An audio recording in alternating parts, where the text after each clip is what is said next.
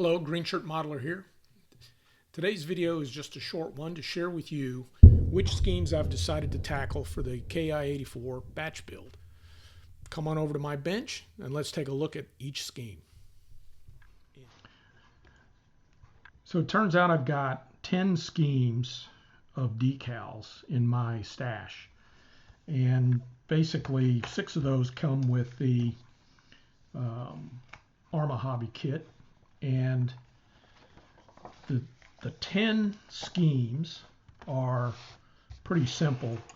The first one is the 104th Sentai, Ota Air Base, Japan, August 1945, towards the end. What I like about this one is the white band, the red, the yellow trim. I think it all sets things off nice, and I like that one, but I'm not going to do this one, at least not yet. I may change my mind later.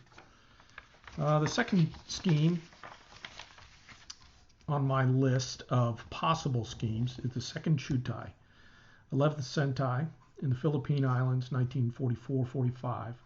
Very basic scheme with the red lightning bolt on the tail.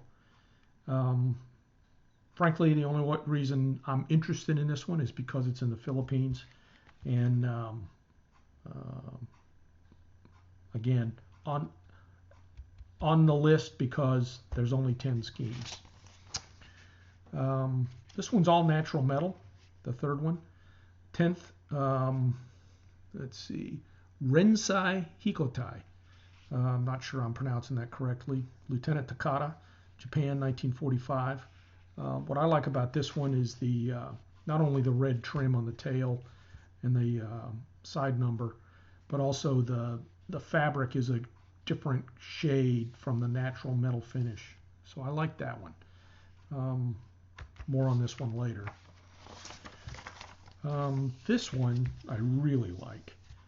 This is the from the third Chutai of the 47th Sentai in the home defense. Of course, it's in Japan, February 1945, but it's got the home defense bands, a lot of yellow trim. I like that, and there's enough going on color-wise that I really think this one's going to look sharp.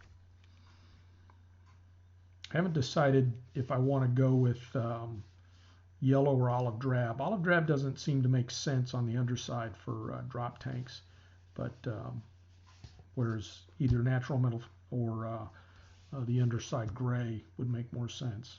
We'll see. Fifth option is from the 57th Shimbutai, Kyushu, Japan, and flew over Okinawa in May of 45. I like the different greens that are involved and this big, bright lightning bolt on the side, and then some, yellow color here on the tail. I like that. I gotta say, so far I'm impressed with all of them.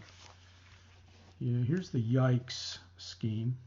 It's the second Yuso Hikotai. From Japan to Saigon, it's the Yuso Hikotai is a ferry squadron that simply moved aircraft from one place to another. In this case, it was moving a production example all the way down to Saigon in Vietnam. And what I like about this one, of course, is the likely challenge of the paint scheme, because it frankly looks like it would be an awful challenge. But I'm thinking about some ideas on how I might paint that one. Of course, it's a slightly different shade of green. It's more of a blue-green, which I like. And then, of course, the natural metal underside, and then the scales, if you will, almost like a lizard. And then it's got a little tiger on the tail, which is kind of nice.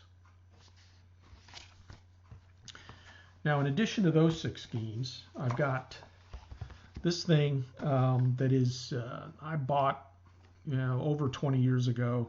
I found it in a hobby shop back when hobby shops were all over the place, and just absolutely had to get it. Special Attack Squadrons The good news about this thing is it's a great reference.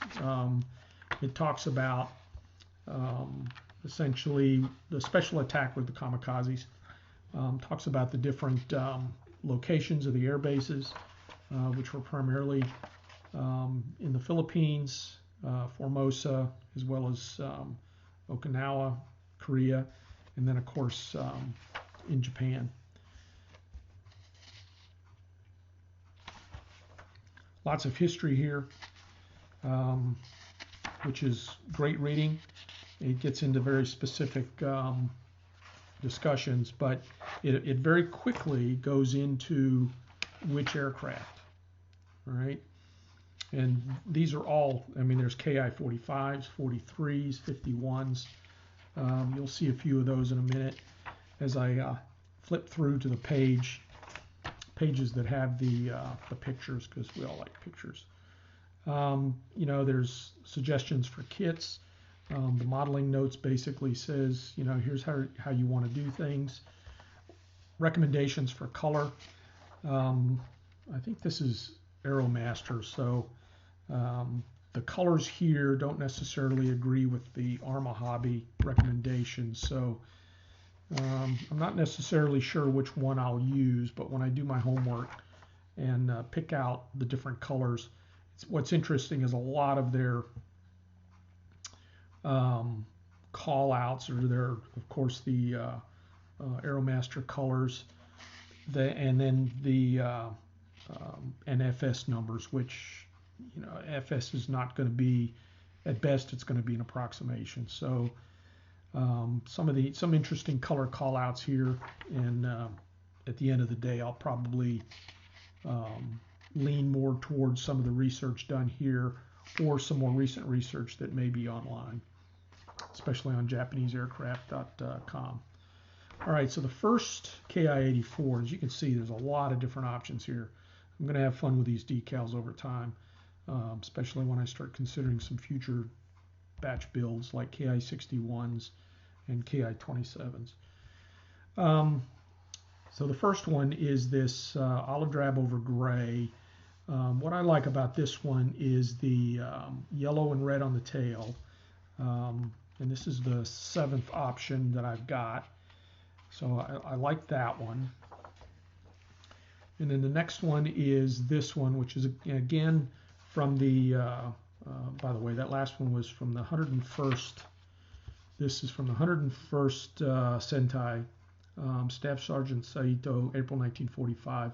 Again, in a suicide run in defense of Okinawa. This one is from the 57th Shinbutai, which I mentioned earlier, has the big red bolt on it, if you remember that one.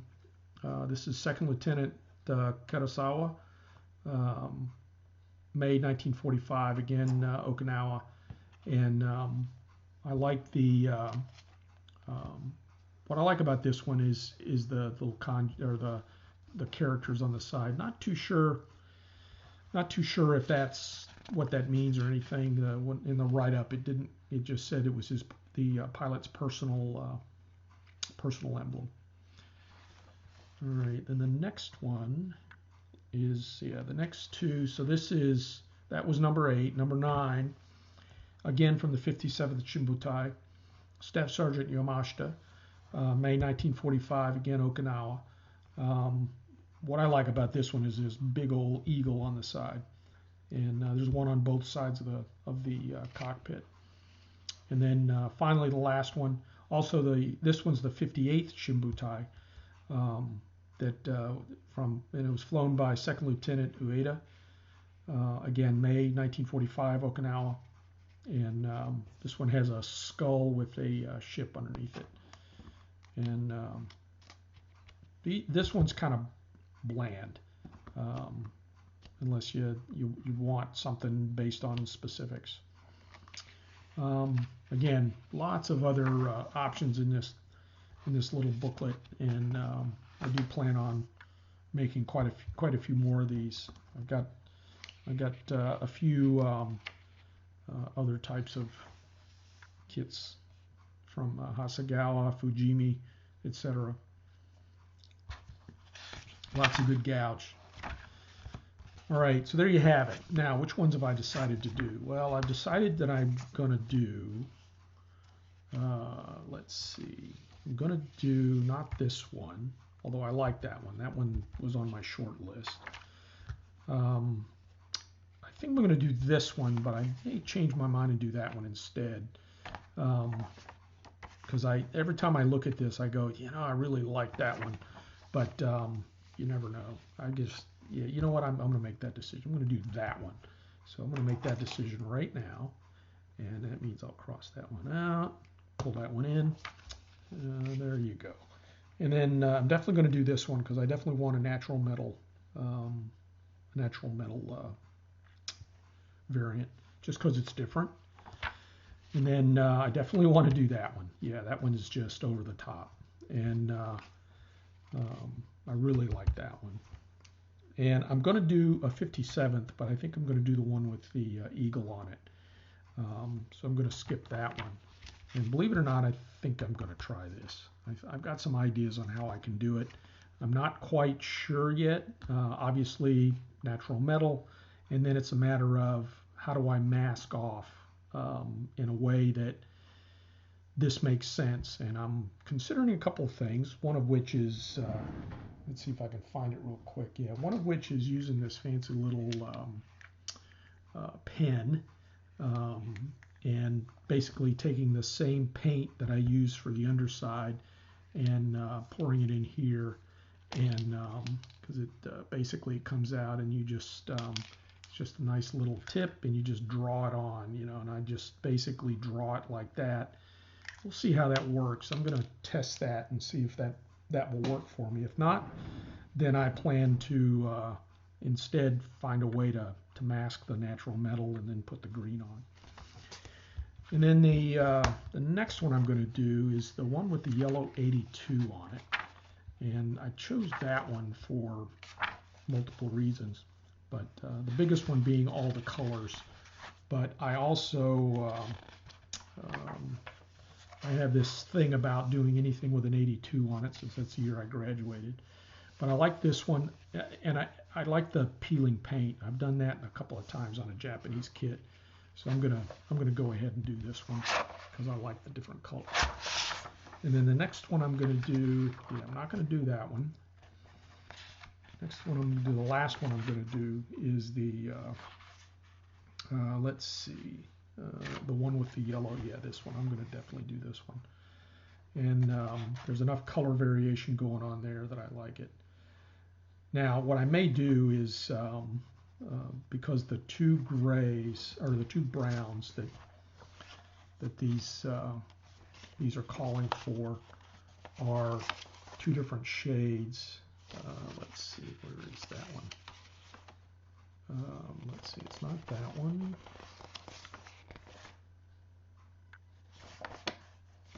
Yeah, it's this one. So these are the two shades. This is where there's variation here, right? Since these are the same units at the same time, they should have been painted the same colors. My guess is, and this is just an opinion, is this might be a more faded variant of this, although I was mentally picturing that maybe this was the color, because I know that this is more of an olive green and that's more of a blue green. And I know they were painted in two different shades because you've also got a variation in the undersides as well. I'm looking at these color variations, and I like that better because this is more like this, and I'd rather go with something that looks more like that. So there you have it. And so I think those are the 6 schemes I'm going to do. Well, that's the plan anyway. 6 schemes, each a bit different on the outside, with one of them being a simple overall natural metal, and one with that green scale scheme. Good luck on that one, right? On my next update, I'll clip some parts, clean them up, and get some gluey fingers on them so that they stick together well. Thanks for watching.